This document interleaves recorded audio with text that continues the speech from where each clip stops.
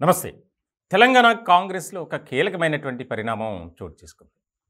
ఎవరైతే పార్టీలో ఉన్నటువంటి సీనియర్లను తక్కువ చేసి మాట్లాడటం, అలాగే పార్టీ కార్యకలాపాలు, అలాగే పార్టీకి ఒక విధానం ఉంటుంది. ఆ విధానాన్ని దాటి ప్రవర్తించడం, వ్యవహరించడం.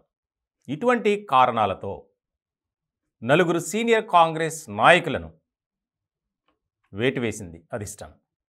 6 సంవత్సరాల పాటు పార్టీ నుంచి సస్పెండ్ చేస్తూ ఉత్తర్వులు జారీ చేసింది. దీనికి సంబంధించి కాంగ్రెస్ పార్టీ క్రమశిక్షణ కమిటీకి చైర్మన్గా ఉన్నటువంటి చిన్నారెడ్డి ఆయన ఈ వ్యవహారం గురించి ముఖ్యమంత్రి రేవంత్ రెడ్డి గారితో ఒక సమావేశాన్ని ఏర్పాటు చేసి అసలు ఏం జరిగింది, ఎవరెవరు ఎవరి పట్ల ఎలాంటి వ్యాఖ్యలు చేశారు అనే దాని మీద ఒక చర్చ జరిగింది. దానికి సంబంధించి ముఖ్యమంత్రి ఆదేశానుసారం చిన్నారెడ్డి గారు ఈ నిర్ణయం తీసుకున్నారు.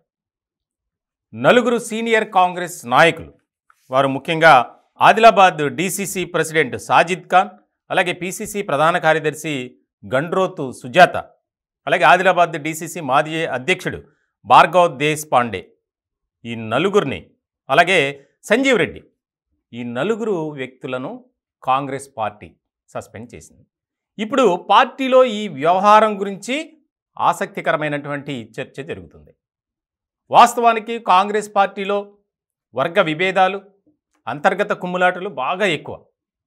ఇలాంటి నిర్ణయాలు సాధారణంగా తీసుకోరు, ఎక్కడో అప్పుడప్పుడు. ఇటువంటి పరిస్థితుల్లో రానున్నటువంటి పార్లమెంట్ ఎన్నికలకు సంబంధించి 17 స్థానాల్లో 15 స్థానాల్లో మనం ఎలా అయినా గెలవాలి అనే ఆలోచనలో యోచనలో కాంగ్రెస్ అధిష్టానం ముందుకు వెళ్తుంది. ఇట్లాంటి క్రమంలో మొన్న జరిగినటువంటి అసెంబ్లీ ఎన్నికలకు సంబంధించి ఈ నలుగురు పార్టీ విధానాలకు వ్యతిరేకంగా వ్యవహరించారు. అలాగే వారికి అప్పగించినటువంటి నియోజకవర్గాలకు సంబంధించి ఎక్కడా కూడా అనుకూలంగా పనిచేయలేదు.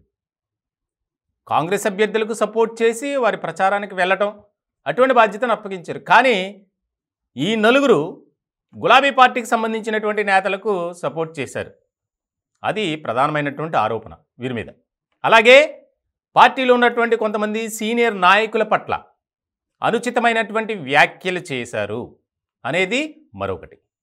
ఇట్లాంటి క్రమంలో ఎవరైనా సరే పార్టీ లైన్ దాటితే ఇలాంటి చర్యలే ఉంటాయి.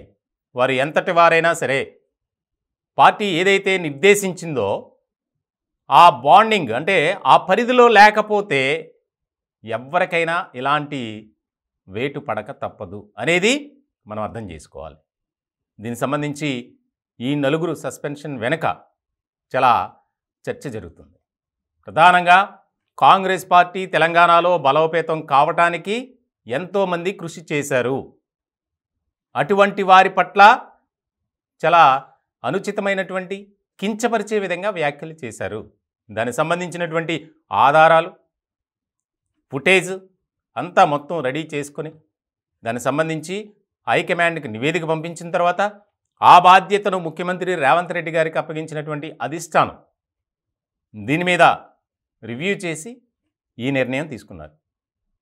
6 ఏండ్ల పాటు కాంగ్రెస్ పార్టీలో సస్పెన్షన్ అనేది వీరి మీద ఉంటుంది, ఈ నలుగురి మీద. దీనికి సంబంధించి ఈ ఒక్క నిర్ణయంతో పార్టీలో ఉన్నటువంటి క్యాడర్ కూడా ఒక హెచ్చరిక లాంటిదే అని పార్టీ వర్గాల్లో చర్చ జరుగుతుంది. ఇప్పటికే చాలా సందర్భాల్లో కొంతమంది బయటకు వచ్చి మాట్లాడారు. వారు పార్టీ నుంచి బయటికి వెళ్ళిపోయారు, టికెట్లు అమ్ముకున్నారు, కోట్లాది రూపాయలు సంపాదించారు, రేవంత్ రెడ్డి వర్గీయులకే ఎమ్మెల్యే అభ్యర్థులుగా అవకాశం ఇచ్చారు అని రకరకాలుగా చేశారు. కానీ వారు పార్టీలో లేరు. కానీ ఈ నలుగురు పార్టీలో ఉంటూనే పార్టీకి వ్యతిరేకంగా, పార్టీకి ఏదైతే విధి విధానాలు ఉన్నాయో వాటిని అధిగమించి వారు ఇష్టానుసారంగా వ్యవహరించారు అనే దాని మీద ఈ నిర్ణయం తీసుకున్నారని తెలుస్తుంది.